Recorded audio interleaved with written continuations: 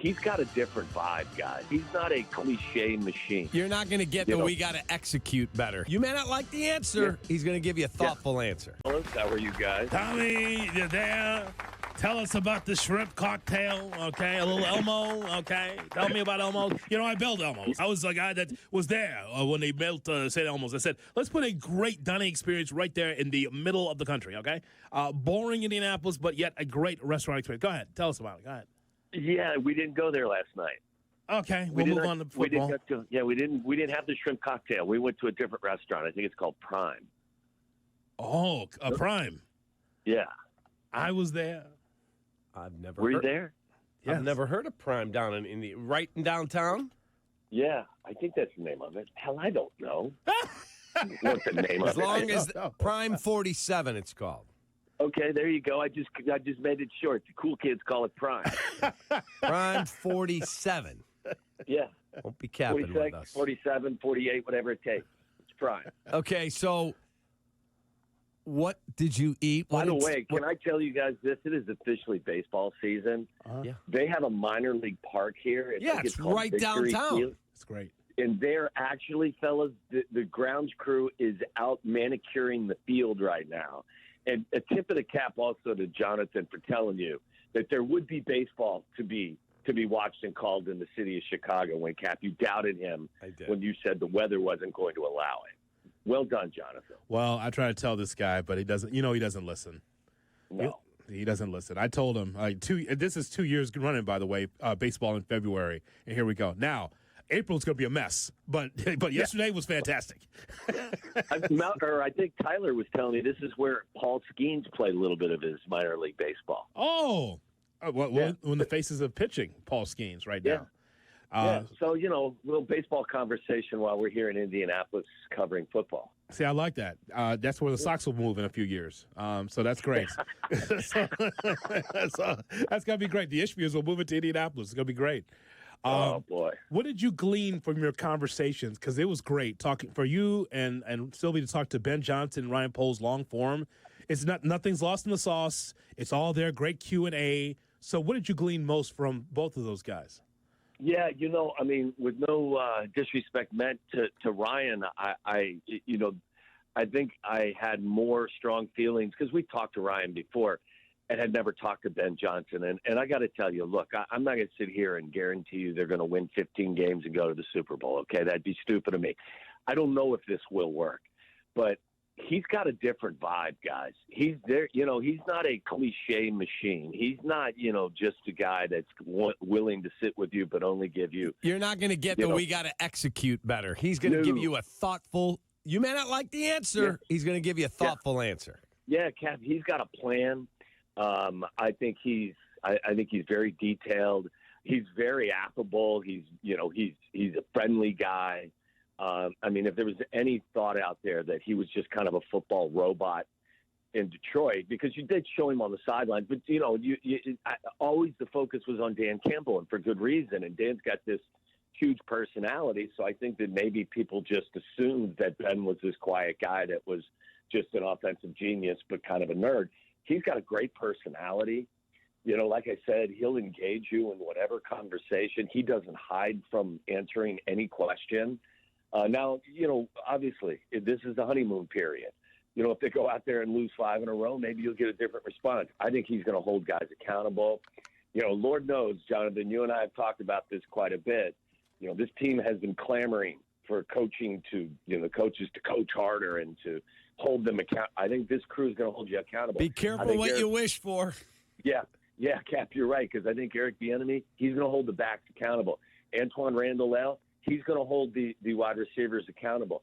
I think Ben Johnson's going to hold the quarterback accountable. I think Dennis Allen's going to hold the defense accountable. So, you ask for guys that are going to expect you to perform like a professional. You got that with this staff. So, for me, it's exciting. It really is. And again, the hard work begins now. You got to find the right people, and you've got to bolster this roster. They need upgrades in a lot of spots, but just a different vibe from the head coach, and one that I think is very, very refreshing. I said to Hoodie, and he came up with a counter to my comment. This might be the biggest upgrade, and I'm not talking about I'm sure Matt knows a lot of football, in terms of perception, in terms of presentation, when he does an interview or at the podium, might be the biggest upgrade in the history of my career, which is over 30 years, from Eberflus, who was horrible at it, to Ben Johnson. He said, well, what about Renteria to Joe Madden? Renteria, there wasn't as much disdain for in that role as there was for Eberflus. But in listening to Ben with you and with Sylvie, not only was he great about football, but I can't believe I haven't heard from the Cubs yet to throw out the first pitch. So I'm literally driving on Lake Cook, listening to the interview, and I picked up the phone, and I called Big Jim at the Cubs, and I said, hey, man, are you listening to Waddle and Sylvie? He's like, no, I'm in a meeting. I just got out of a meeting. What's up? Ben Johnson said he is not happy that you guys haven't reached out yet. He said, we sent the email to the Bears 2 hours ago. He said, so really? Ben's out of town. He's in. Yes, they're having him at the opener. Yeah, it was a great question by Sylvie, and Ben, jumped on it immediately. And his response was, I've been practicing. I'm going to throw the piss out of it. Yeah, that was great. It was really cool. He's a real dude. And again, I don't know what the conversations are going to be like when the season starts, but just refreshing. And I think everyone that had interaction with him, kind of felt the same way. And had a nice conversation with Ryan Poles as well. I think, in year 4 of doing this job, I think he will do some things differently. I think having Ben Johnson and a group of coaches, Ben made it really good. I thought he talked to the whole crew, everyone that was there, and kind of reiterated it with us. He said, look, I didn't hire a bunch of my friends. What I did was went out and got guys that I really didn't have a relationship with and wanted some different views. And I'm a huge fan of having a dissenting voice in the room, not so that it creates chaos, but it also, it can create, creativity. It can spur creativity and you bring different perspectives into the room. And I think it can be helpful. And, I just think his message was really a good one. And I can't wait to see them get started and see what this thing looks like, especially early. And I think also the message Ryan's more kind of, conservative with his thoughts and his actions. And Ben's like, look, it's time to win and win now. And we've got resources, so we need to go out there and acquire the guys that are necessary for us to do what we need to do. So pretty cool. More with Tommy on the Waddle Wednesday on Kap and J Hood. Tommy, we have a little game, okay? We sent this to you earlier. I know that you might have been out at Prime, as the kids call it, and you might not have seen this. Swimming in scotch. But Kap and I sent this to you from Bears Nation CHI. That's Bears Nation on Twitter. Name an obscure Bears player that lives rent-free in your head. So I will start first. The Bears player that lives rent-free in your head. I wrote down Cam Meredith. What could have been at wide receiver, right? I thought he had all the skill, and it just fell short. Cap, gives yours. That one thing you think, that one guy you're like, boy, could have been something. Jim Thornton. Jim Thornton was yours? RoboCop, yes. Yeah, he came in, and I'm friends with RoboCop. He came in, he's built like a Hulk. I'm sure it was induced, but whatever. Oh. Whoa.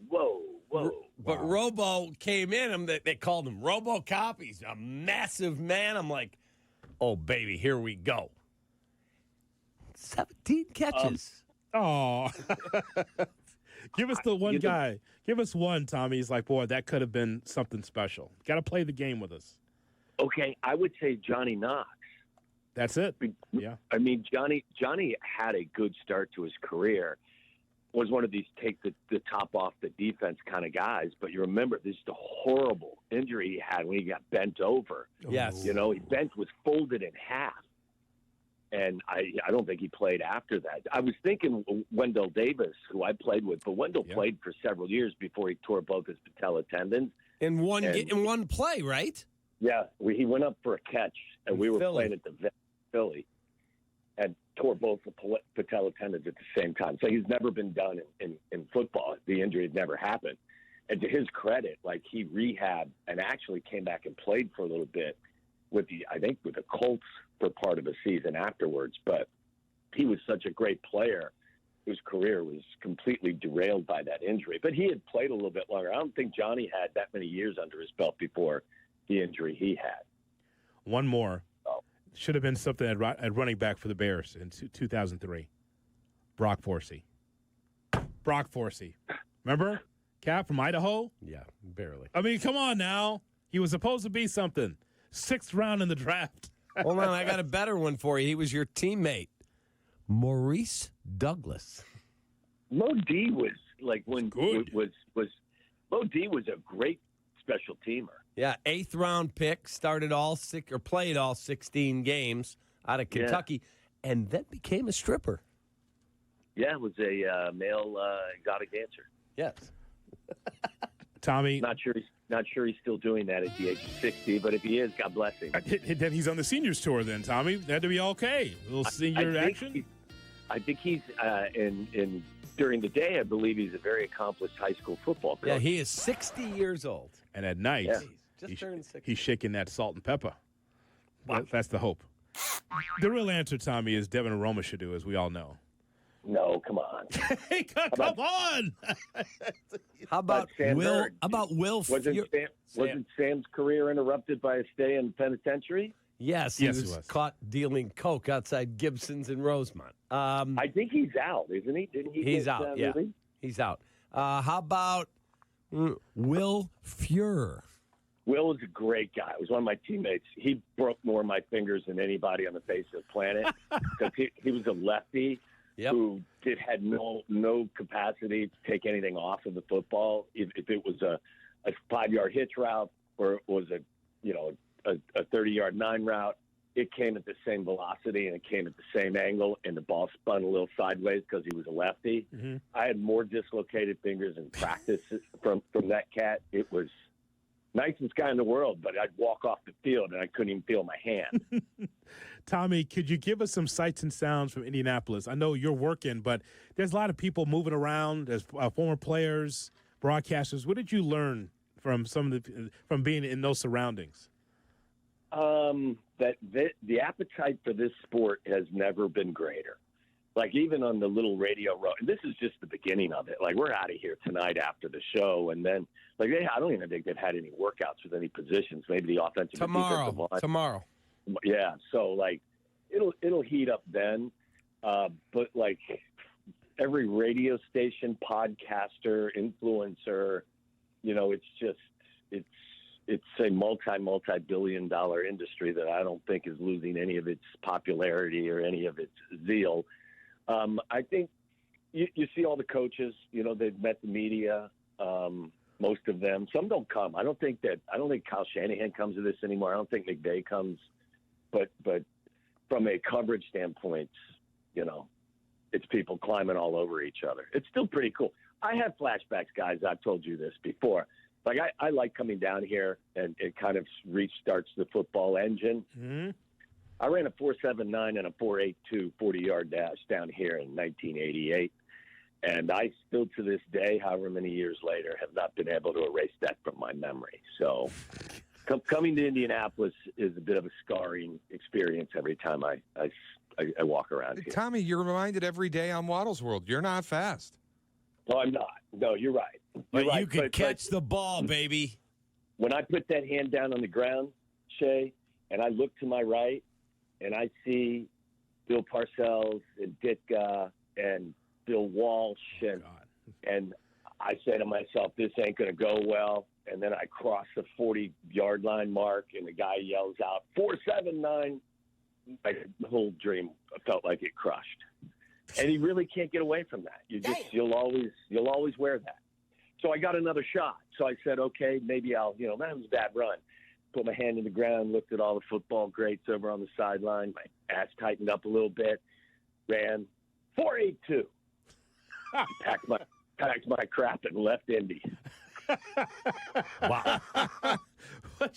But you know what, Tommy? You made it out on the other side. Yeah, Jonathan, I could go sideline. I had quickness. And I could get from 0 to 10 pretty quick. Because once I got to 10, things went sideways. Sylvie was waiting for you at the other end saying, come on, I got you. Oh, my God. Sylvie was in grade school at that time. And looking for an autograph, of course. Of course. Tommy, can you sign my football? Hey, could you sign it to Shaw Local? Right? Shaw Local. Tommy Waddle, you're my favorite, right? But by the way, does the whole joint there smell like hot dogs? Man, we didn't go back there. Not anymore. I went back there this morning, thank God, because I will tell you, yesterday when I left, and I left here about noon, it was vile. And I've been told by people who were here later, like 5 o'clock, Maggie Sketch said she walked back there and opened the thing, and she dry heaved over the hot dogs. Oh, my God. It was so I'm gross. telling you, we've tried to follow it, obviously, from afar. I couldn't stop laughing at half of the things that were going on. And Shay pointed out, too, total high five to Travis for the love of the game, knocking down, 10 hot dogs? Oh, God, yeah. It was more the love of the meat. It was for the love of the meat, yes. Tommy, I don't know. I mean, it smells. We haven't gone back there, but you can imagine how ripe that was after all those hot dogs and that dog water. And yeah, I can't believe it. Cannot believe it. But well ultimately, done by the guys, though. Well done by those fellas. But Tommy, ultimately a banner day for ESPN 1000 because we got the hot dogs going, and you guys are in Indianapolis, so it's actually a signature day here for the station for everything that happened in 24 hours. Spectacular. Now everyone's got diarrhea. All right. Have a great show. Thanks for joining us.